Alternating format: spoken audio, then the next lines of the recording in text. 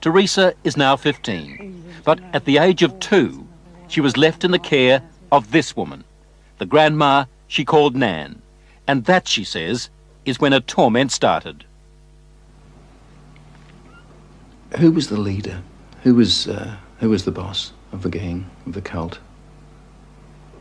At home it was my nan. Your nan made you have sex with animals? Yeah.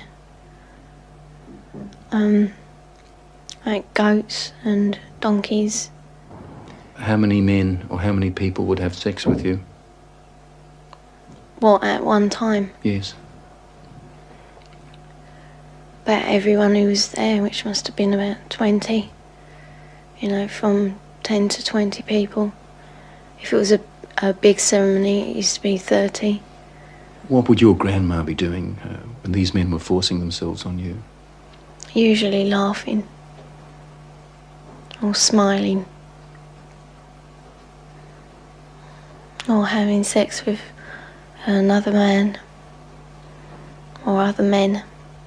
A chronicle of debauchery and depravity so horrific it's hard to believe. You have to ask yourself, could Teresa be just making it up? No. I know what's true and what's not. No, I know what I saw. Children don't make up elaborate lies that this would have to be if it was a lie, which I know it is not. It isn't. This couldn't be a terrible dream, a nightmare that you're reliving? No. It's no dream. It's a nightmare, but it's not one you can wake up from. It's there all the time.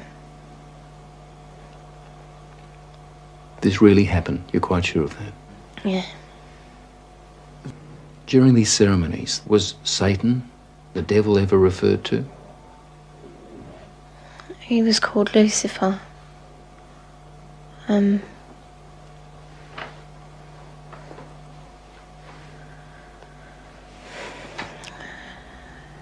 What did they say about the devil, about Lucifer? That killing the people made him happy. Sacrifices to please the devil. According to Teresa, the worst rituals took place at a house somewhere in the country. It was big, you know, expensive. From the front it looked like a castle. You know, it had a long drive and big double wooden doors. Do you think they were rich people then? Very rich. Teresa was always drugged, or on a couple of occasions she says she was knocked out, so that she never fully knew the route. There was a tramp who was brought in once, you know, and he was killed. He was cut from his throat down to his stomach, and they ate him, or bits of him. They killed a man at a ceremony? Yeah. In front of you? Yeah, in front of all of us. Did the tramp, did this man fight back? No, I think he was, you know, drunk or something. He seemed really dopey. He was laughing a lot when he was brought in. And he started screaming when they began to cut. But after a while, you know, he died. I'd seen a few killings before then. Although I wasn't used to it, you know, that was the worst one. I really don't know what I thought. I suppose I thought, thank God it's not me. Let me get this right now. Are you saying that you saw more than one person killed in that house? Yeah. I've seen loads of babies killed there, just newborn babies, or aborted ones which were only small. You know, 4-year-olds. Any age, really. Did they ever say they might kill you? They threatened to kill my little girl, who, when I left, was still at the house. A friend? Huh? What little girl?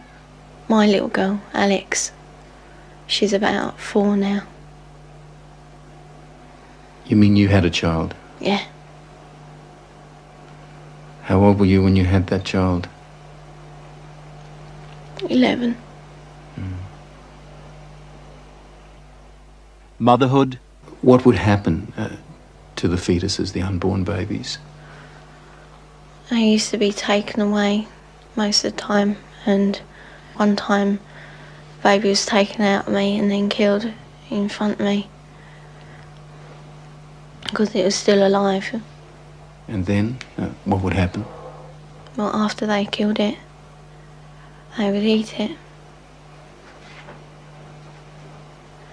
Well, we were also made to eat it. You were made to eat your own fetus? Yeah. Who made you do this? My nan. When Teresa was left to live with her grandmother, they might as well have handed her to the devil himself. Did you ever try to run away? You must have been frightened. A couple of times I did, but my uncle, he caught me and brought me back. Going to the police? Did that occur to you?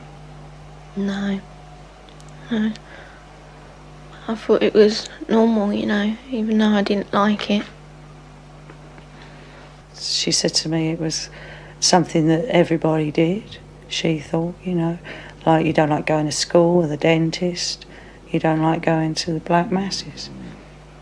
It was never any different. I didn't have nothing to compare it to. Then the Satanists had a problem. How did they get rid of the bodies? They had a tub, you know, pretty big, I don't know. A very big tub, and they used to put the bodies and bones in there. And then there was nothing left. Well, there didn't seem to be, but when they cleared it out, there used to be a sludge at the bottom. Teresa's story, her account, doesn't really surprise you. It doesn't surprise me in the light of satanic abuse, no. Do you get frustrated with people who just won't accept that these things do happen? Yes, because I've worked with murderers in prisons for years. Not that long ago, a boy was found in a forest in southern England without a head. We have no doubts that men can do that. And yet when we start talking about men within Satanism who actually believe in evil and it's the right to express evil, we suddenly have a doubt. The police don't think Teresa made up a story. Some of the cult members are to stand trial. 5 men have been charged with rape. As for Nan, the grandmother, she's 61 and lives in this council flat in South London. She's charged on 7 counts of aiding and abetting rape and 2 counts of performing abortions on Teresa. I also witnessed a 9-day-old baby being slaughtered for human sacrifice. Audrey Harper. She spent 5 years in a satanic cult before she escaped. Why did they kill that baby? Why sacrifice a child? Satan likes pure sacrifice, and human sacrifice is better than animal sacrifice, so they are pleasing the master. Warlock, the master, just raped me. He's the high priest of the covenant. Married to the devil, is that what it meant? Yes, only, you know, there's no ceremony. But the act of unity completes my initiation ceremony. I now belong mind, body and soul to Satan. Married to the devil. A consistent pattern, it seems. Audrey when she was 22, Teresa when she was a little girl. They used to marry the kids to Lucifer.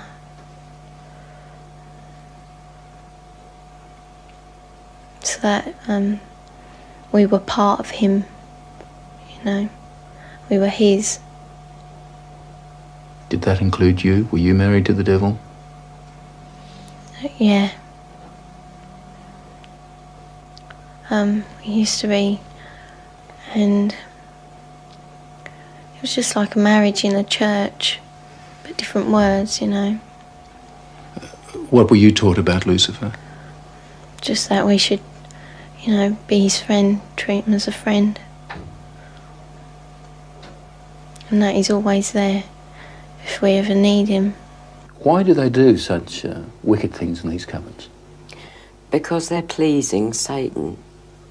The lower you become, the more vile you become, the more pleased Satan is with you, and therefore the more power you'll get when you die. And they believe this? They believe it. They absolutely believe it.